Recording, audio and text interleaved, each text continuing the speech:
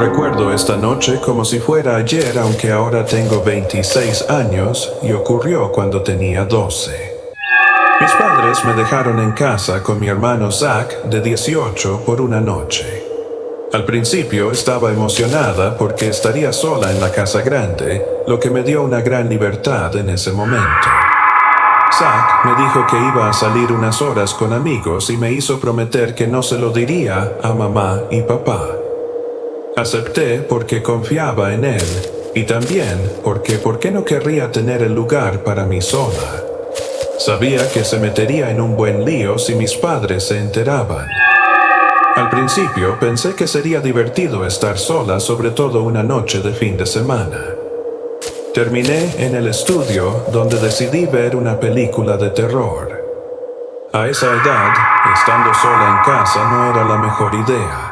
Una lección que aprendí a las malas. Nunca antes había estado sola en casa tanto tiempo, sobre todo de noche. Sinceramente, a mitad de la película, empecé a asustarme. No era solo por la película en sí, sino por cómo sonaba la casa, los crujidos aleatorios del suelo, el viento rozando las ventanas e incluso el refrigerador encendiéndose periódicamente. Cada vez que la película hacía un ruido fuerte, me estremecía. No dejaba de mirar por encima del hombro, más allá del sofá, hacia el medio tramo de escaleras que conducía a la planta principal, esperando ver a alguien allí. Al final, no pude soportarlo más. No sabía por qué me estaba sometiendo a un susto de muerte. Apagué la tele y corrí escaleras arriba a mi habitación como un niño asustado, huyendo de demonios imaginarios que te siguen en cuanto apagas las luces. Cuando llegué a mi habitación, fui al baño que conectaba con mi habitación y la de mis padres, donde me cepillé los dientes lo más rápido que pude e intenté calmarme. Después fui a mi habitación a jugar a Call of Duty Zombies en mi Xbox 360, pensando que me haría sentir un poco menos asustado. Jugué durante unas horas, perdiendo la noción del tiempo y concentrándome en el juego. Finalmente, mi equipo y yo morimos en zombies y me frustré. Decidí que era tarde y que debía irme a dormir. Poco después, sentí la vibración de la puerta principal al cerrarse. Supuse que era Zach que regresaba. Me quedé allí despierto, escuchando los sonidos de mi hermano moviéndose abajo, lo cual era extraño porque normalmente cuando llegaba a casa subía directamente a su habitación. Pero hubo sonidos extraños que venían de abajo durante demasiado tiempo, hasta el punto de que empezó a volverse inusual. Eran pasos sutiles o golpes sordos indescriptibles. Sentí que se me revolvía el estómago. Esa estúpida idea de ver esa película de terror me estaba afectando mucho. Me levanté y fui a la ventana para mirar afuera, esperando ver el coche de Zach en la entrada donde suele aparcar, pero no estaba. Fue entonces cuando me entró el pánico de verdad. No tenía móvil por aquel entonces, solo tenía 12 años, así que no tenía forma de contactar con mis padres ni con Zach sin salir de la habitación y usar uno de los teléfonos de casa, lo cual me parecía imposible en ese momento. Silenciosamente, fui de puntillas hasta la puerta de mi habitación para confirmar que estuviera cerrada, sabiendo que se podía abrir desde el otro lado con solo una uña. Sabía que si alguien quería entrar, lo haría fácilmente. Miré a mi alrededor y decidí que el único lugar seguro donde esconderme era el pequeño armario empotrado en la pared de mi habitación. Me apreté dentro, cerré la puerta con cuidado desde dentro e intenté calmarme mientras escuchaba. Fue en ese momento que recuerdo vívidamente que esperaba estar siendo demasiado paranoica y que en realidad fuera Zach. Tal vez había aparcado al lado de la casa. Segundos después, oí a alguien forcejeando con la puerta intentando entrar. Momentos después, la puerta se abrió, La persona estaba dentro de mi habitación. No tenía ni idea de quién era ni qué quería. Me quedé completamente inmóvil, escuchando pasos por la habitación, sintiendo el crujido de las tablas del suelo bajo el peso de alguien que caminaba y oyendo cómo se movían y cambiaban de sitio las cosas. Cada segundo parecía una eternidad.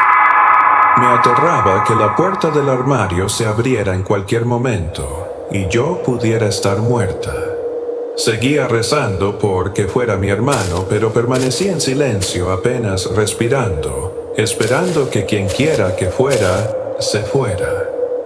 En un momento dado, los oí arrastrar algo por el suelo, lo que me puso aún más nerviosa. Sentí que habían pasado horas, aunque probablemente solo fueron minutos. Finalmente, oí pasos que se alejaban de mi habitación. Me quedé en el armario durante lo que me pareció una eternidad, probablemente 2 horas, hasta que finalmente oí a Zack llamándome desde el otro lado de la casa. Su voz sonaba urgente y enfadada. Unos momentos después entró en mi habitación y volvió a llamarme. Salí del armario y lo primero que hizo fue gritarme preguntándome qué hacía allí y qué le había hecho a su habitación. Fue ese momento el que me confirmó que en realidad no era mi hermano quien había estado en casa. Le expliqué la situación lo más rápido que pude, todavía temblando y sin poder evitar que me temblaran las manos. En cuanto lo entendió, nos levantamos y empezamos a mirar juntos por la casa.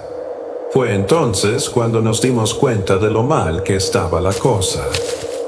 Habían abierto cajones. Faltaban algunos aparatos electrónicos, incluyendo televisores y consolas. Era evidente que alguien había entrado en casa y se había llevado cosas de valor.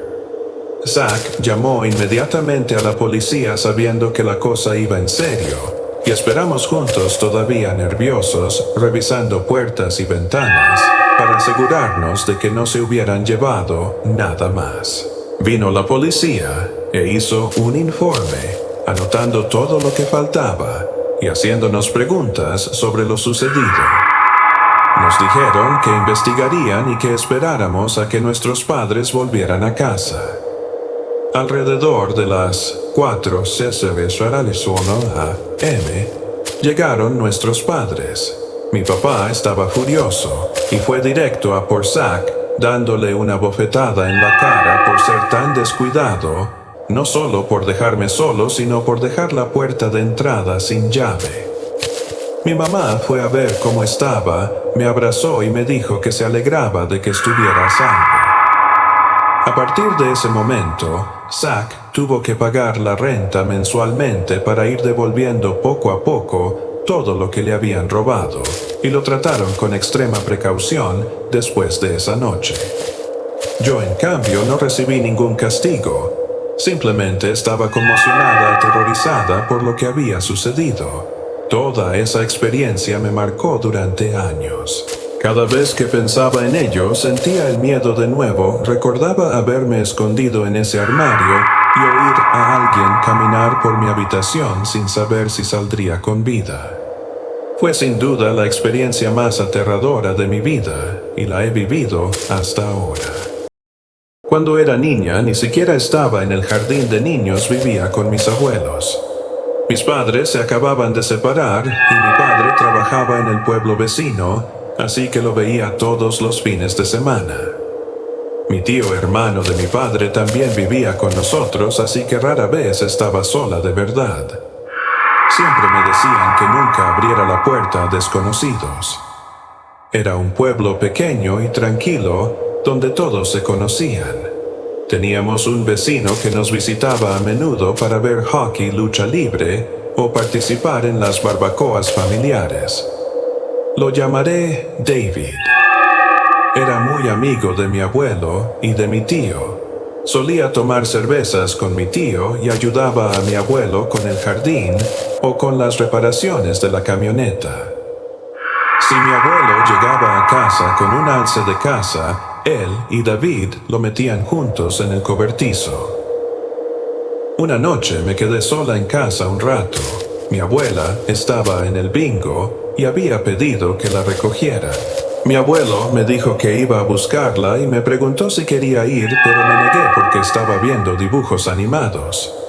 Me recordó que no le abriera la puerta a desconocidos y luego se fue.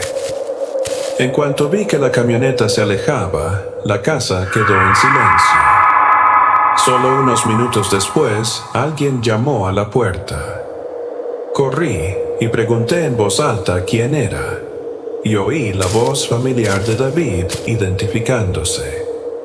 Le dije que mis abuelos no estaban, pero me respondió que acababa de ver salir a mi abuelo. Le dije que mi tío tampoco estaba y me dijo que había estado hablando con él por teléfono y que sabía que estaba bebiendo en casa de un amigo. Entonces me pidió entrar. Le dije que no podía abrirle la puerta a desconocidos, pero insistió en que no era un desconocido ya que era nuestro vecino y alguien a quien ya conocía. En mi mente de niña tenía razón, pero no entendía por qué venía cuando mi abuelo y mi tío no estaban. Abrí la puerta con llave. David se alzaba sobre mí.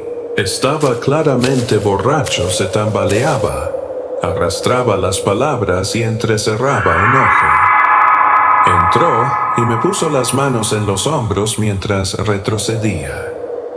Todavía no me alarmé porque había visto a mi tío borracho muchas veces. Le dije que podía esperar en la cocina mientras volvía a ver la tele, pero no me soltaba los hombros. Intenté apartar sus manos de mí, pero no pude. Su voz cambió llena de ira y dijo cosas que me asustaron.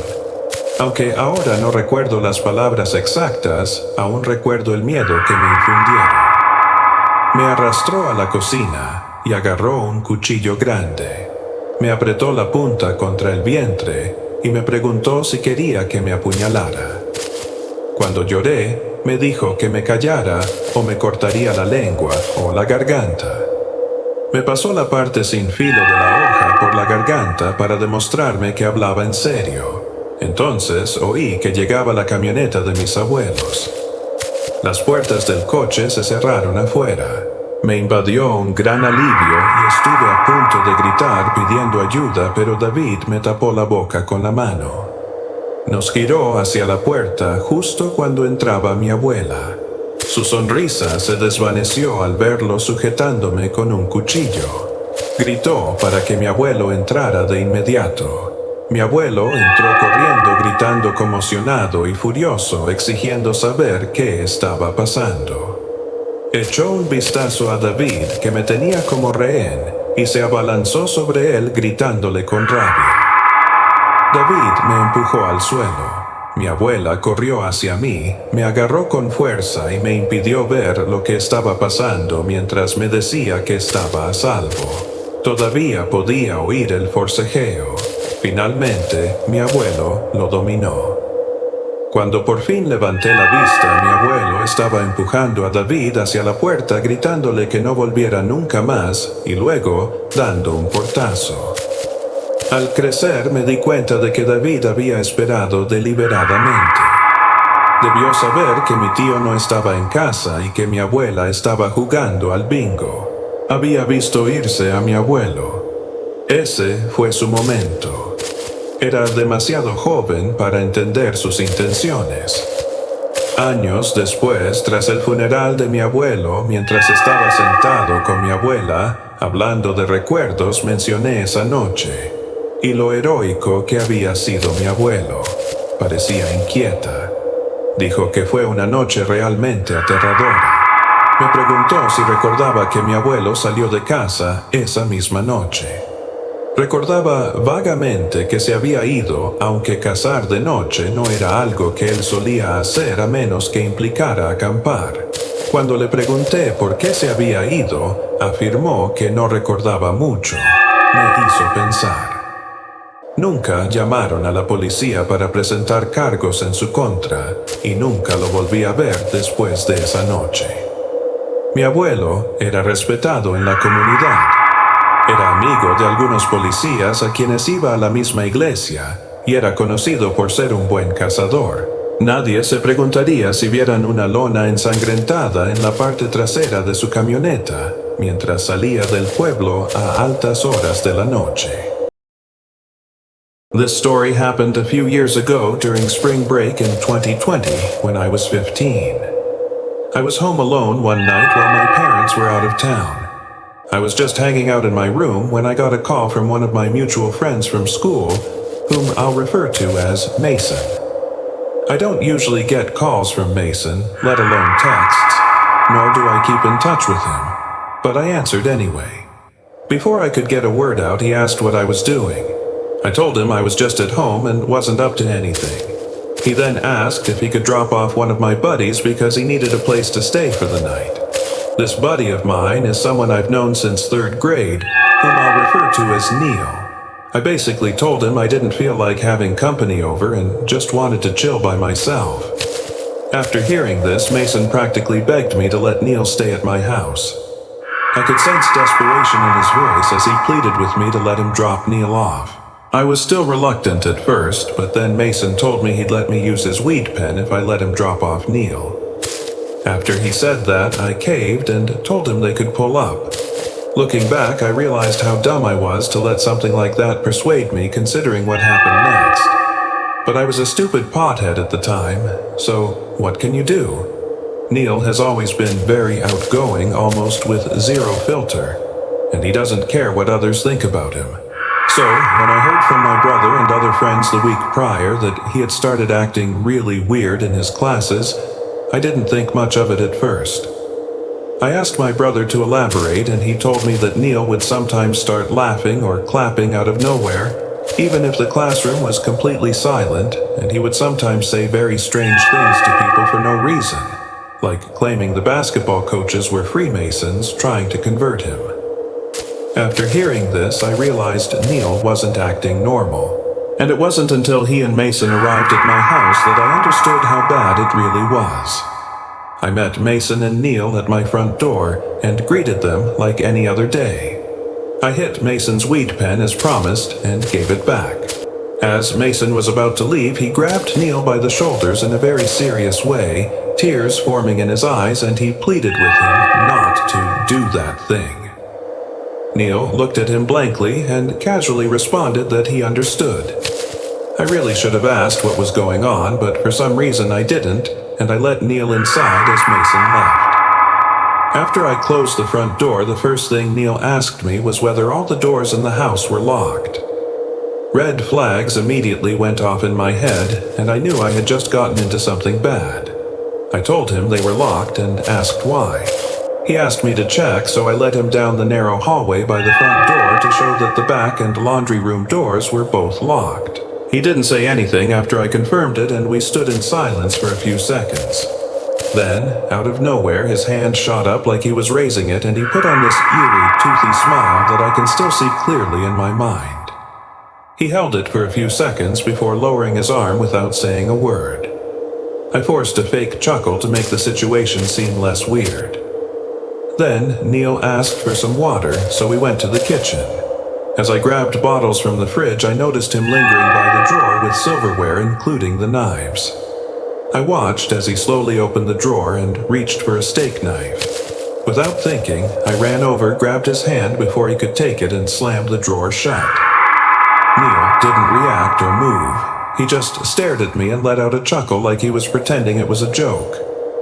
At that moment, I could feel my heart pounding in my ears, and I was frozen in fear, the kind of fear people describe in life or death situations.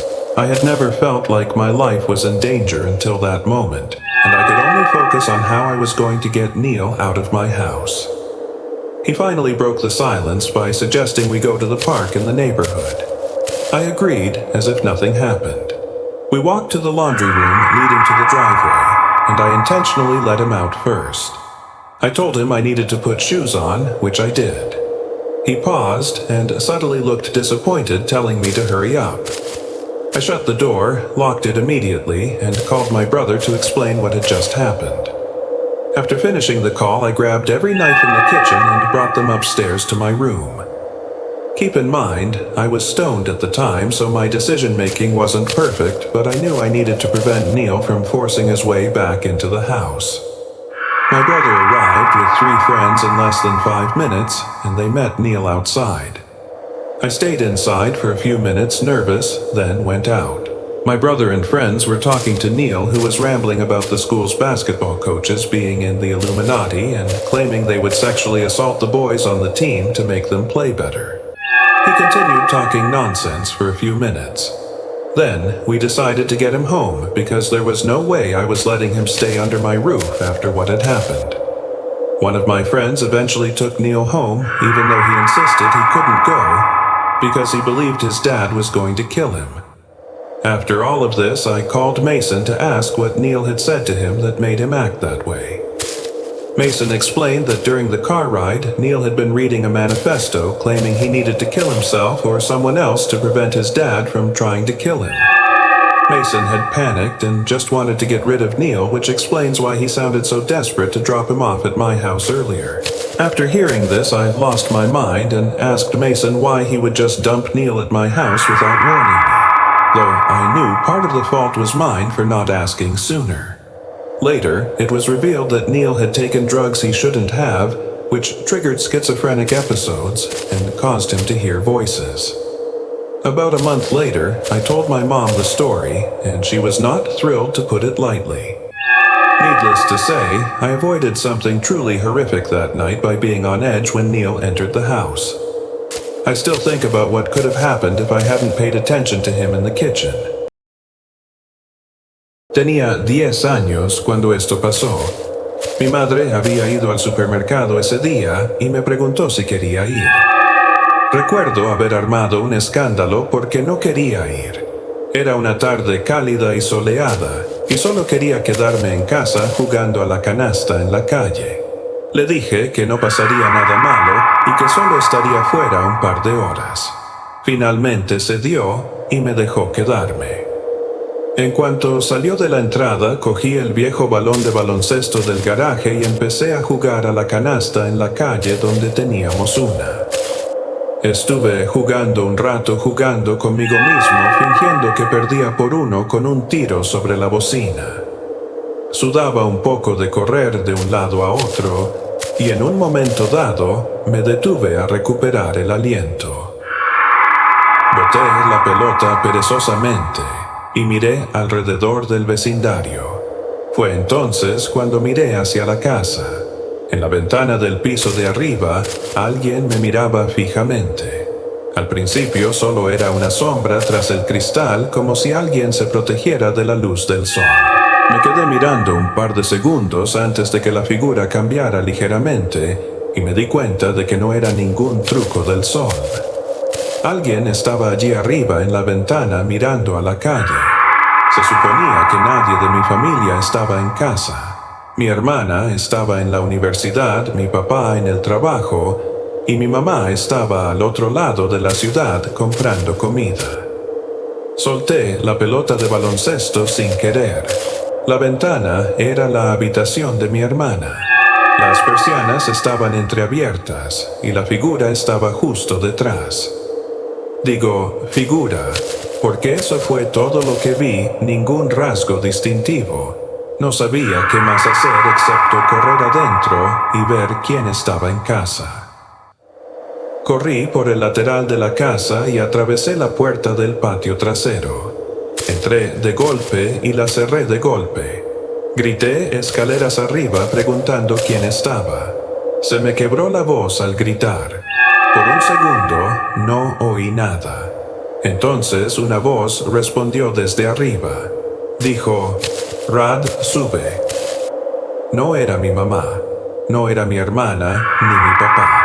Era más grave que cualquiera de sus voces, pero no como la de un hombre adulto intentando sonar aterrador. Sonaba como alguien intentando sonar normal. No me acerqué a las escaleras. Corrí directamente a través de la casa, cogí el teléfono fijo de la encimera de la cocina y salí corriendo lo más rápido que pude. Llamé a mi madre y le dije que había alguien en casa. Al principio no me creyó, me dijo que no era broma y que casi había terminado de comprar. Pero empecé a llorar al teléfono diciéndole que no bromeaba, que había oído a alguien llamarme desde dentro y que estaban en la ventana del piso de arriba. Finalmente me creyó cuando empecé a sollozar y a rogarle que volviera a casa. Dijo que salía de la tienda en ese momento. Después de colgar, debió de llamar a la policía porque un coche patrulla se detuvo justo cuando el de mi madre entró en la entrada.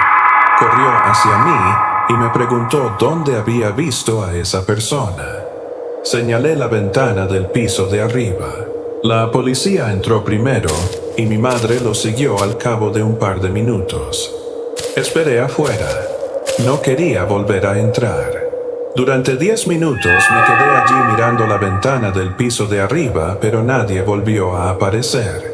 Finalmente, uno de esos agentes salió y me dijo que podía entrar sin problemas. Entré y señalé la habitación donde vi al hombre. Revisaron los armarios debajo de la cama detrás de la cómoda, incluso el ático. Revisaron todas las habitaciones de la casa, pero no encontraron a nadie ni nada. After the police left, my mom started acting doubtful again. She said she believed me, but I could tell she didn't fully. She said if she found out I was messing around, I'd be punished for scaring her and wasting the police's time. I kept telling her I wasn't lying. She kept saying she knew, but her voice said something else. That night, I had trouble falling asleep. I kept thinking about the voice and that shadow behind the blinds, but eventually I got tired enough to drift off. I don't know what time it was when I woke up. It was still dark out, and at first I thought I woke up from a bad dream, but then I heard something in my room just loud enough to wake me. I sat upright in my bed. My eyes were still adjusting to the dark, but I could see the outlines of my room. I could see my dresser, my closet door cracked open, my shelves, and across the room, not far from my bed, I saw something else. An unfamiliar shape. A tall, dark shape standing completely still. For a second, I thought I was imagining it, but then the slightest movement made me realize what it was. It was a person. A full-grown person standing in my bedroom. I didn't even have time to breathe. I just screamed. A loud, broken scream that tore out of my throat. As soon as I screamed, the figure moved fast. It darted across my room in 2 steps, grabbed my window, slid it open, and jumped out. I heard the man's feet land on the small awning below the window. My parents burst into the room as soon as I screamed. My dad ran straight to the window and looked out. Then he ran downstairs and out the back door to try to find whoever it was. I'm fairly certain he ran out there barefoot. He came back a few minutes later, out of breath, shaking his head and saying he didn't see anyone. They called the police again, but that time it was mostly just to file another incident report and for the cops to scout the area. We don't know how long he was in the house. All I know is he was inside during the day long enough to know my name. He was watching me from my sister's window, and he stayed in the house until nightfall. That, or he snuck in and out of the house through my bedroom window by climbing up on that awning. Either way, he was in my room while I slept, standing there in the dark. Who knows what else he did while he was in the house? That's the scariest part.